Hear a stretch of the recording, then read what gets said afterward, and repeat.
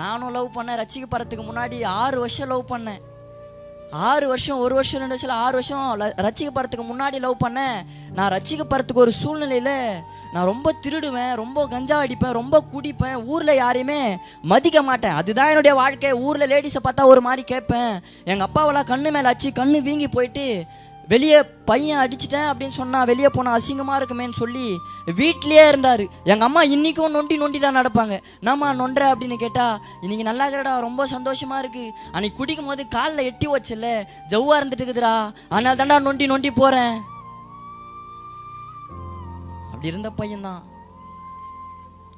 நானும் லவ் பண்ணேன் 6 வருஷம். அதுக்கப்புறமா யாருமே வேணான்னு ஒரு பிரச்சனை வரும்போது கஞ்சா வித்த பையங்க இன்றைக்கி ஆண்டரை பற்றி கத்தி பேசுகிறேன். அவருடைய அன்பை ருசி பார்க்காம கத்த முடியுமா? கூச்சம் இல்லாமல் பேச காரணம் என்ன தெரியுமா? அவருடைய அன்பை அதிகமாக ருசி பார்த்துருக்கிறேன். இருந்த பையன் நானும் லவ் பண்ணேன் 6 வருஷம்.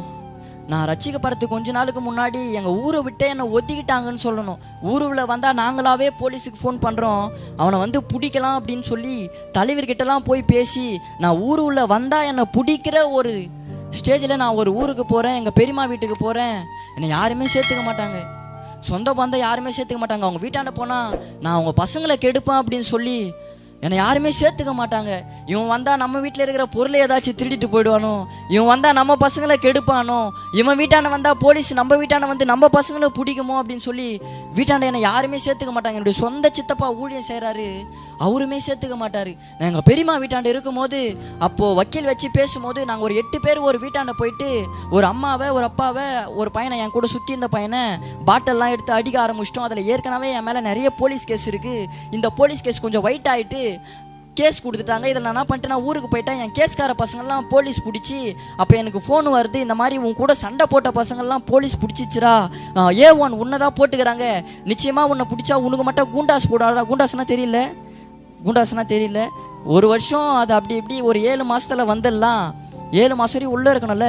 வக்கீல் வந்து என்கிட்ட சொல்கிறாரு, நீ உள்ளே போனால் ஒரு 7 மாதம் இருக்கணும், நானாக கொண்டு போய் விட்டாலும் நீ 7 மாதம் இருக்கணும், அவங்களா வந்து பிடிச்சாலும் நீ 7 மாதம் இருக்கணும், நீ நானாக கூட்டின்னு போய் விட்டேன்னா உன்னை அடிக்க மாட்டாங்கடா, நான் சொல்லி விட்டு வரவான்னு சொல்லும்போது நான் சொல்கிறேன், அப்போ போதை நான் சொல்கிறது தான், நான் எடுக்கிறது தான் முடிவு, நான் பிடிக்கும் போது பிடிச்சிக்கிட்டுனா அவங்க எப்படி பிடிக்கிறாங்க பார்க்குறேன் அப்படின்னு சொல்லி நானும் போலீஸ் வரும் முதல்ல ஓடுறேன்.